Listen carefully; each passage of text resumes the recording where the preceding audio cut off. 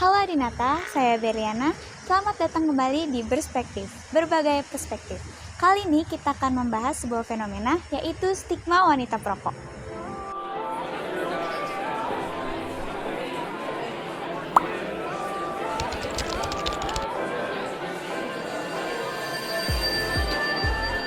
Wanita dan rokok seringkali dianggap sebagai dua hal yang bertolak belakang dan tidak bisa disandingkan.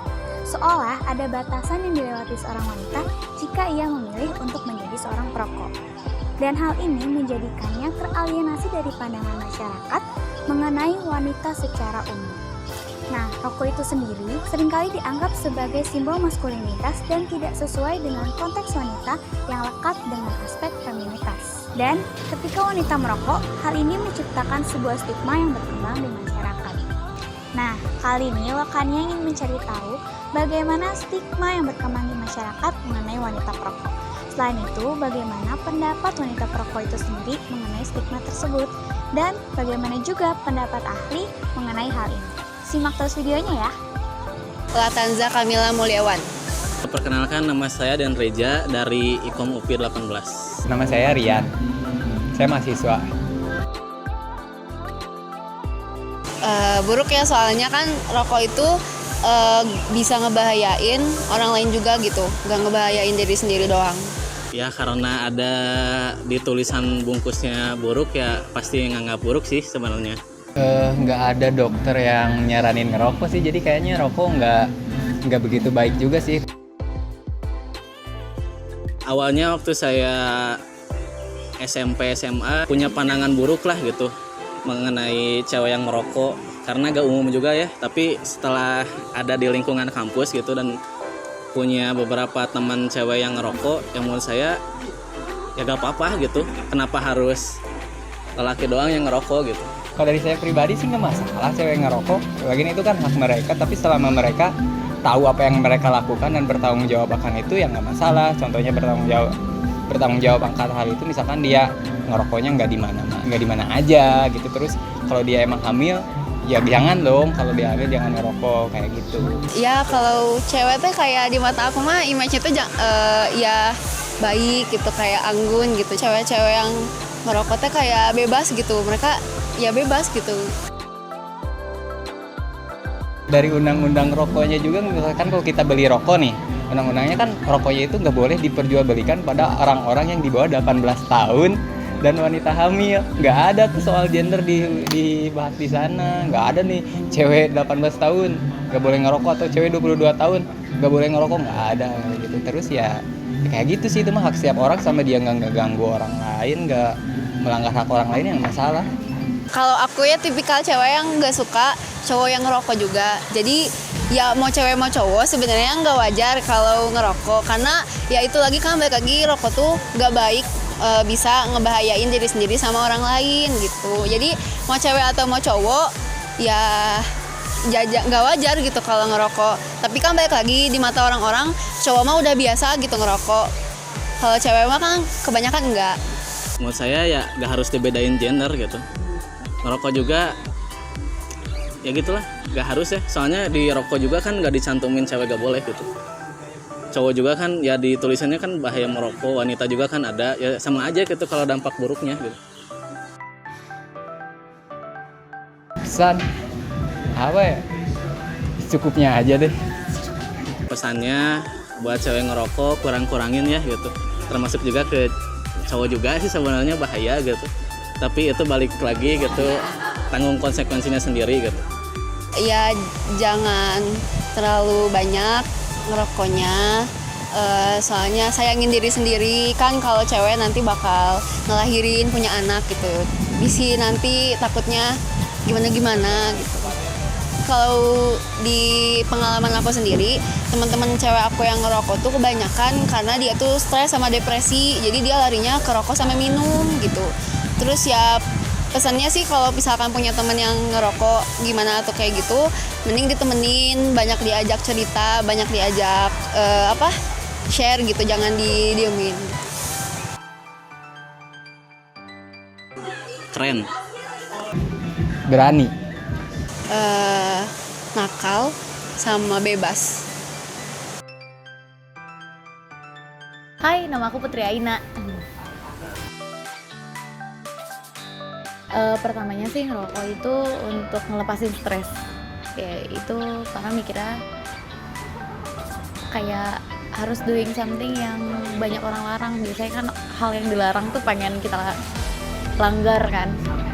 Pokoknya apa yang dibilang nggak boleh tuh pengen dicoba aja. Pertamanya gara-gara gitu. Kalau sekarang udah jadi kebiasaan, jadinya susah lepasnya. Mungkin karena udah cukup lama juga kali ya. Awalnya sering banget dipandang negatif, apalagi dari orang-orang yang nggak pernah tahu mereka kalau aku ngerokok. Terus akhirnya karena udah terbiasa, jadi ya mau dipandang negatif juga terserah sih, ya cuek aja. Karena kan aku sering nongkrongnya sama laki-laki ya, terus tiba-tiba kayak datang teman perempuan terus kayak, ih kamu jangan ngerokok gitu, padahal teman-teman aku ngerokok semua, cowok semua gitu ya. Terus kayak oh ya aku adalah perempuan dan aku harus dapat perlakuan khusus mungkin. Cuman kayak oke, ya aku perempuan, tapi aku juga manusia, ya aku juga suka ngerokok, jadi ya makasih ya. Bingung harus gimana, cuman kayak akhirnya yang aku lakukan tuh cuman kayak iya nanti akan ada saatnya.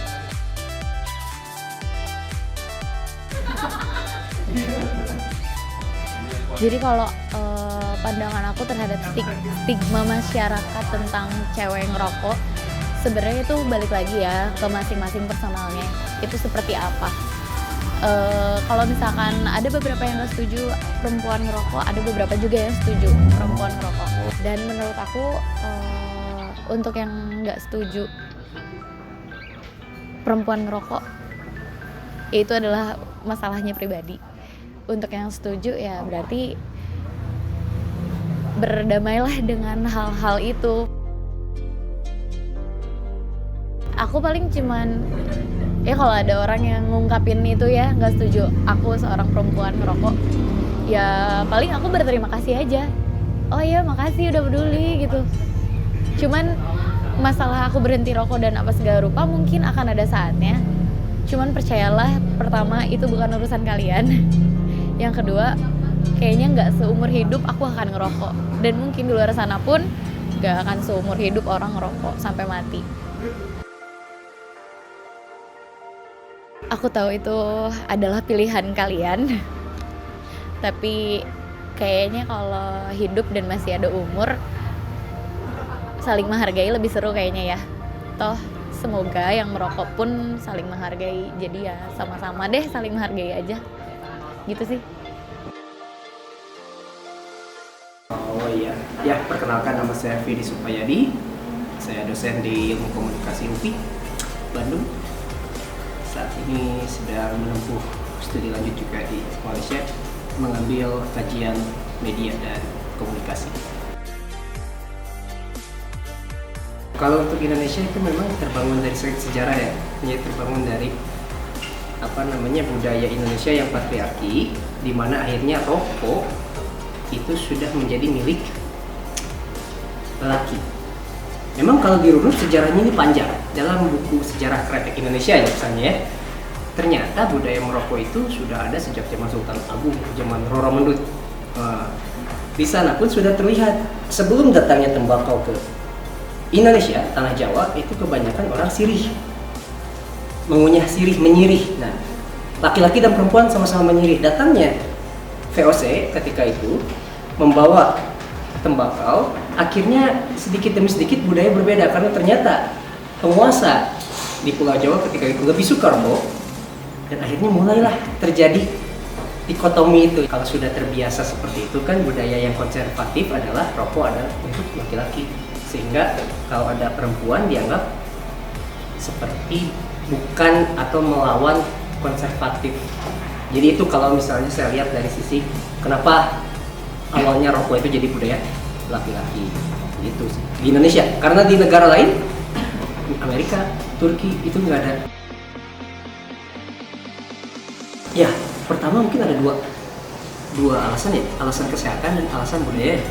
Kalau alasan kesehatan mungkin bukan saya bidangnya ya, karena satu yang pasti fisiologis laki-laki dan perempuan itu beda, sehingga pasti ada efeknya dan sudah dikaji juga apa efeknya untuk wanita.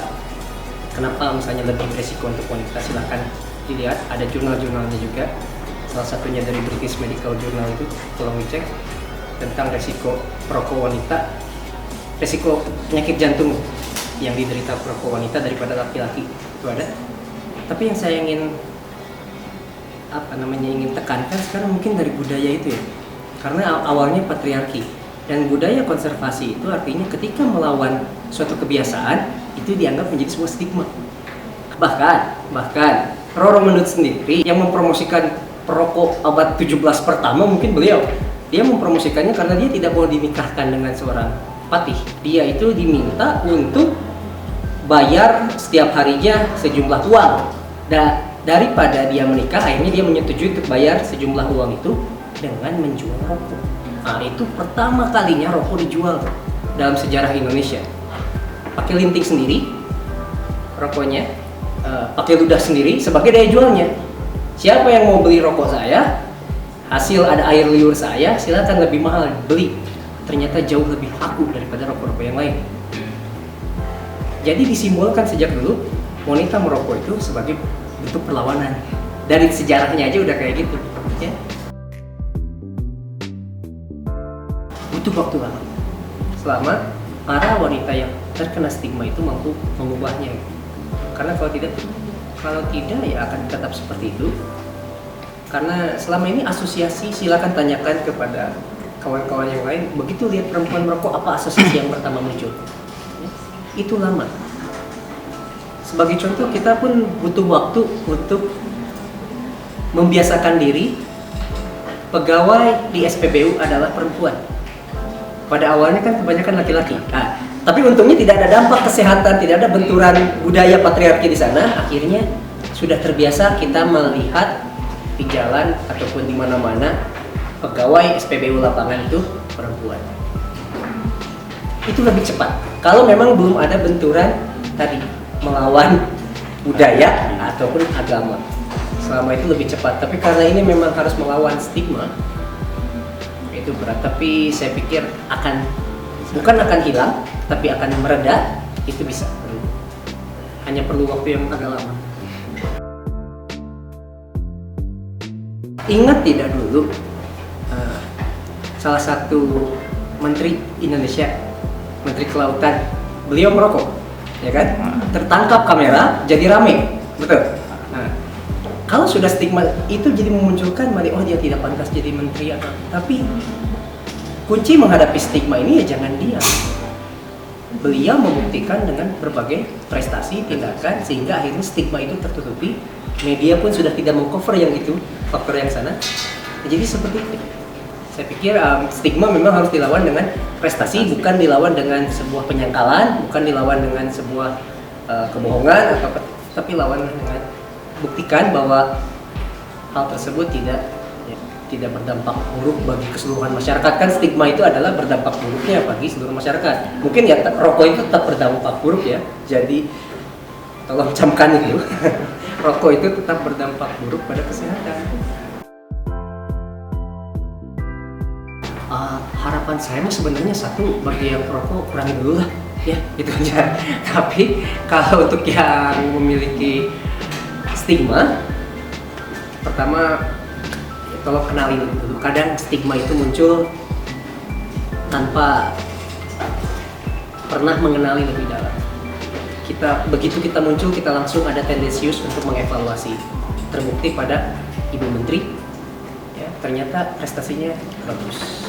Kita juga seperti itu karena ada alasan lain, ada alasan pertimbangan lain kenapa mereka melakukan seperti itu. Jadi stigma itu mohon saya pikir mulailah berempati, ya, bukan terhadap dampak rokoknya, tapi terhadap orangnya. Ya. Kalau dampak rokoknya, seperti saya katakan tadi, tolong dikurangi lah, kurangi frekuensi merokok atau syukur-syukur berhenti. Ya. Tapi kalau belum, ya kita pun jangan, ya don't judge book by its cover. Lihat lebih jauh, kenali lebih jauh. Itu mungkin kuncinya sehingga mereka akan lebih paham. Oh, ya dia memang merokok, tapi dia juga tetap manusia. Ya, seperti itu. Ya. Dr. Nurul? Nah, Adinata, itu dia berbagai perspektif mengenai wanita perokok. Nah, di masyarakat sendiri, masih ada yang menganggap hal ini sebagai hal yang negatif, namun di sisi lain ada juga yang sudah menganggapnya lumrah. Dan menurut wanita perokok itu sendiri, mereka memiliki alasan untuk melakukan hal ini, dan bagaimana cara mereka untuk menghadapi stigma yang berkembang di masyarakat.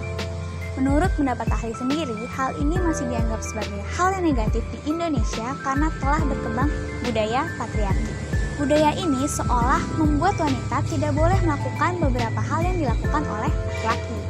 Menurut pendapat Adinata sendiri nih, bagaimana kalian memandang hal ini? Silakan kalian tulis pendapat di kolom komen ya. Lokanya dunia di atas realita.